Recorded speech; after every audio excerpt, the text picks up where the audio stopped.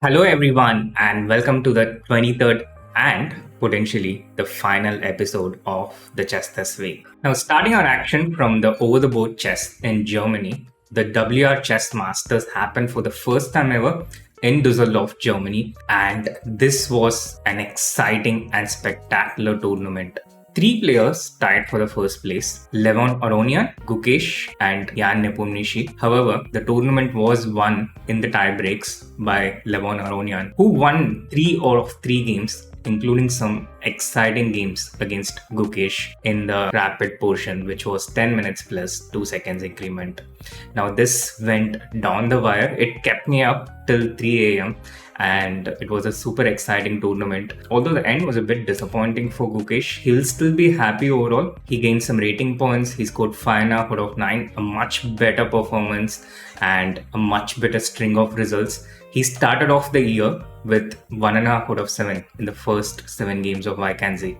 And since then, in the next 15 games against top level opposition, he has won 4 of those games and drawn 11. So this has been an excellent resurgent comeback by Gukesh, who seems to have stabilized and shown that he has belonged to the absolute top level. And in other over-the-board chess, also from Germany, there was the Munich Grand Prix, which also went down the wire, and here it was Koneru Hampi chasing down Alexandra Kosteniuk. She went all in and was so close to defeating Kosteniuk in the penultimate round, but Kosteniuk somehow just managed to hold on, and she wins this tournament with a half-point margin. Great effort from Koneru, and they will all have another shot in the Grand Prix in March, which is expected to take place in India. Harika had a modest tournament, winning only 1 game out of 11, but nevertheless, she was solid and stayed undefeated. And traveling across all the way from Germany, we are not moving too far from the airports, because the Airports Authority of India had a clean sweep in the National Teams Chess Championship.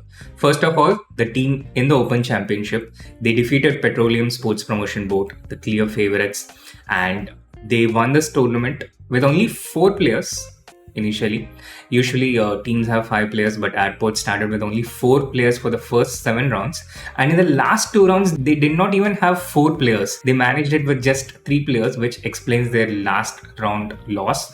But since they defeated Petroleum Sports Promotion Board in their personal encounter, Airports Authority won the national teams in the Open, as well as in the women's section, where it was our own Divya Deshmukh who spearheaded the team with a score of 7 out of 7. Now, Airports and Petroleum scored the same points in the women as well, but Airports Authority had a clearly better tiebreak because they scored more game points. They kept winning all these games 4-0, 4-0, while Petroleum just lost a few points here and there, and that cost them the gold medal. And moving past, I think this is something of a weekly segment that we should have for the Indian audience, the title players of the week or the newly crowned IMs and GMs of the week, because it seems to be happening almost every week. And one of the most well-known youngsters whom we have seen a lot in the last few years, Ilam Parathi, he became the youngest international master from India. And it was not just the youngest international master, but we also have the 80th, the latest grandmaster from India, who is none other than NR Vignesh. And he's not just the latest grandmaster from India,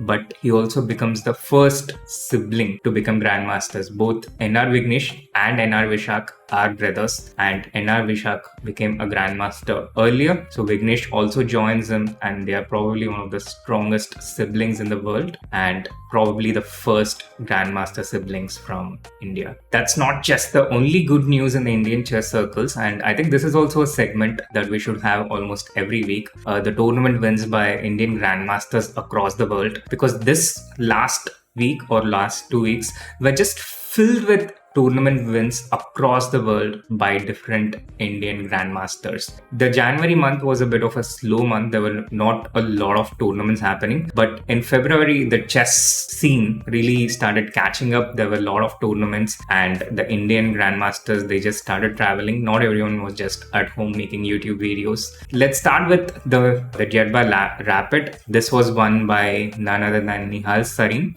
Now, if we have such segments of tournament wins of the week.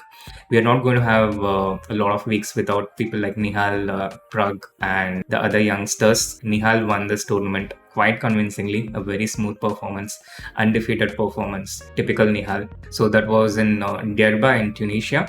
Just moving on from Tunisia to France, which is not that far away, the Rochefort Open. This was won by Deeptyan Ghosh, who is making a sort of comeback into chess. He was a bit inactive in the chess circles, taking up a full-time job in the banking sector, but now he seems to be back, and he's a fantastic talent who should never have spent too much time away from chess, in my opinion. So Deeptyan Ghosh wins the Rochefort Open, and again, not traveling too far from France, just moving to Austria, the Grass Open. This was won by the Mr. Commonwealth, Arjuna awardee, Abhijit Gupta, who lost in the second round but managed to win the next 7 games and won with a convincing scoreline of 8 out of 9, also increasing 10 rating points from this fantastic tournament. And again, coming back to France, we are making a little bit of a Europe trip. The recently married and the recently turned 30 Grandmaster SP Sethuraman, he won the Capella Grand tournament. He won the tournament on his 30th birthday. So congratulations to Sethu as well. Once again, a very smooth performance in a field which not only contains Grandmasters from across the world, but many Grandmasters from India as well. If you see all the fields,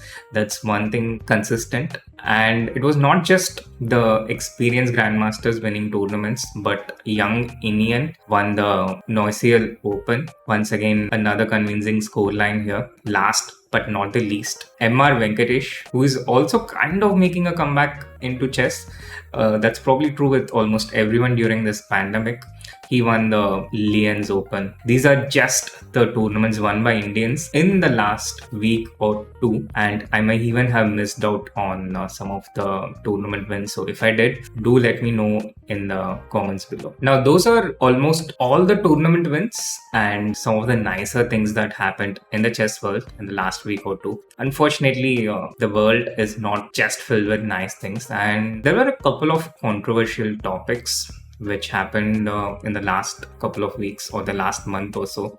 First of all, Jennifer Shahade took to Twitter talking about multiple investigations underway on Grandmaster Alejandro Ramirez, who is a popular presenter, a popular commentator, someone people might have seen on a lot of different platforms, a popular chess coach, and also a former second of Fabiano Caruana. Jennifer Shahade took to Twitter talking about multiple investigations underway with her hashtag Time's Up, and she mentioned about her own experiences in the statement on Twitter, and also spoke about other incidents involving other people who came in contact with her independently. And as I'm going to understand, the legal investigation by the law enforcement agencies are underway. This is one update from the chess world. Difficult, sad update, but nevertheless something that is a good thing that it came out sooner or later, and a much needed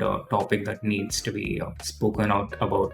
The other incident involved Grandmaster Bahadur Jobava, who during the Athens Masters lane in the Champion Chess Tour sort of rage quit against the Chinese Grandmaster Xu Xianggu. He rage quit and accused the Grandmaster of cheating. He started calling up Rakesh from chess.com, started shouting at him, and it was definitely a form of verbal abuse with racial insults being a part of it.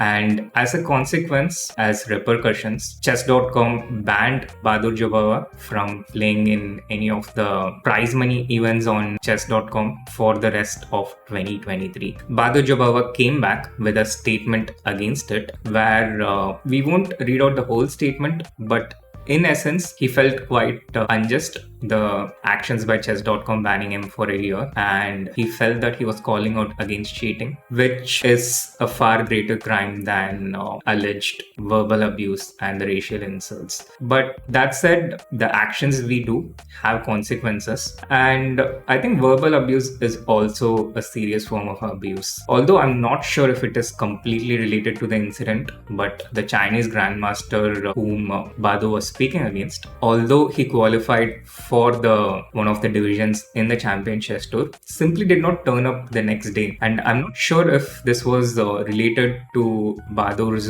rant on a stream.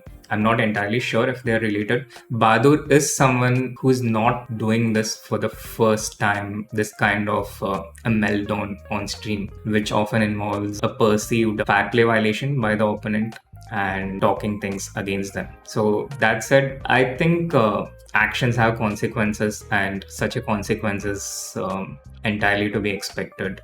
So those are some of the non-chess actions in the recent past. And getting back to the chess actions, the Pro Chess League is happening online almost every week. We also have a team, the MGD one, but at the end of 2 weeks, the 2 games, there are 4 teams in the lead with 2 wins out of 2, which includes our own Indian yogis after a spectacular win by none other than our own Vidit Gujarati against the world champion Magnus Carlsen, a news that took the chess world by storm in the last couple of weeks. So the Pro Chess League is happening, and it's happening from Tuesday to Friday every week. In the rapid action over the board, the National Rapid and Blitz Championship is happening in Jammu, and no surprises in the winner of the tournament. The national champion is kind of a fixed place these days. Arvind Chidambaram winning almost all the different national championships that ever happens, and he won this tournament as well, although he faced stiff competition from a number of other players including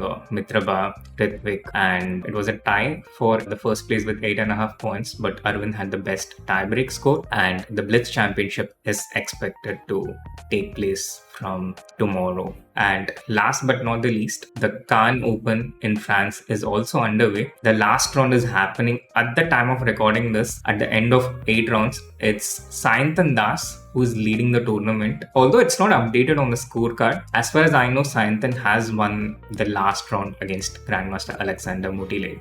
So if that is true, then this is another Indian win in the last week or 2. And that's this episode of the Chess This Week. If you like this episode, then do hit that like button, subscribe to the channel if you haven't, and see you all really soon.